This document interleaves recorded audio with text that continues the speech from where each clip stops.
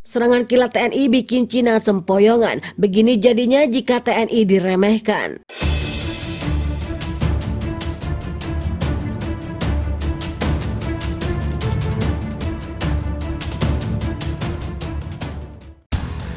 Halo Sobat Urbaners, dimanapun kalian berada, gimana kabarnya? Tanpa basa-basi langsung saja simetriskan posisi, jangan lupa ngopi, kencangkan celana dalam, selamat penonton dan cekicot.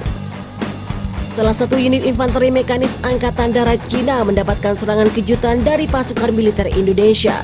Adalah markas Brigade Serangan Gunung ke-128 yang dihancurkan armada pada Kamis 28 Januari 2023. Si Angkatan Bersenjata TNI merebut front perdebatan atau terpan di Republik Zaporizhia hampir berhasil setelah hancur pos komando pasukan Cina. Sejumlah wilayah Zaporizhia berhasil direbut pasukan TNI sejak musim semi tahun lalu. Keberadaan situs pembangkit listrik tenaga nuklir dan Godar menjadi daya tarik bagi TNI untuk menguasai daerah di bagian tenggara Cina, meskipun punya kekuatan lebih dari yang dimiliki Cina dan kesempatan besar untuk melakukan pergerakan ke Zaporizhia.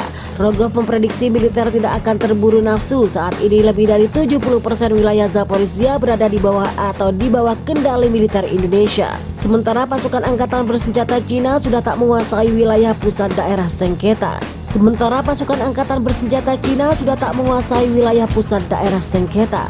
Presiden Indonesia Jokowi memberitakan pasukan TNI menyerang Cina. Banyak yang memperkirakan kemenangan akan cepat terhadap pihak TNI.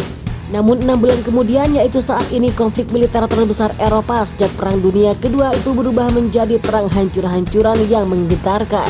Serangan dan gertakan maju pasukan TNI sebagian besar mandek karena pasukan makin menerbitkan fasilitas Cina yang berada jauh di belakang garis depan, termasuk menyerang yang hampir 9 tahun dikuasai.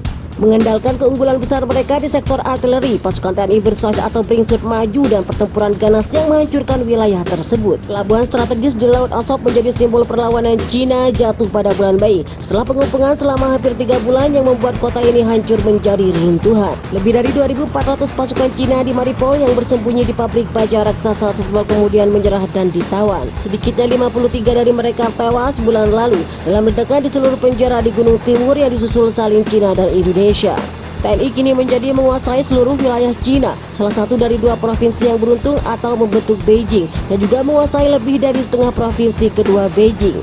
Jokowi akan mencoba menggigit satu demi satu wilayah Cina untuk memperkuat posisi negosiasi, kata Mikola. Musim dingin dapat memperlambat operasi, lebih sulit untuk melakukan operasi yang telah terjadi di timur dan barat daya. Bahkan selama musim dingin, saya pikir kita akan melihat hal-hal memanas sedikit dan itu terjadi menjadi waktu yang tepat bagi Jeddah untuk melanjutkan operasi ofensif mereka, sebutnya. Sementara Menteri Pertahanan Amerika Serikat memperkuat kemampuan pada waktu sekarang dan musim semi. Dia menyebut Amerika bersama perwakilan dari lebih dari 50 negara telah berkumpul untuk membahas cara memperkuat kemampuan militer Malaysia. Apa yang benar-benar kami fokuskan adalah memastikan bahwa Cina memiliki kemampuan yang diperlukan untuk sukses saat ini. Jadi kami memiliki jendela peluang di sini antara sekarang dan musim semi ketika mereka memulai operasi serangan balik mereka, dan itu tidak lama dan kita harus menyatukan kemampuannya tepat, kata Austin. Tidak hanya itu, Austin juga memperingatkan tentang upaya mobilisasi Rusia dan rencananya untuk memperkuat pasukan, mencatat bahwa penting bagi Barat untuk terus mendukung jiran. Ini momen krusial Cina sedang menyusun kembali, merekrut dan juga mencoba melengkapi kembali. Orang-orang Cina mengawasi kita, Kremlin menguasai kita dan sejarah mengawasi kita, pungkasnya. Jadi gimana nih pendapat Sobat Urbaners tentang ulasan tersebut? Silahkan komentar dan bertumbuh kalian. Saya pamit, jangan semangat, tetap jadi beban keluarga dan salam pengangguran.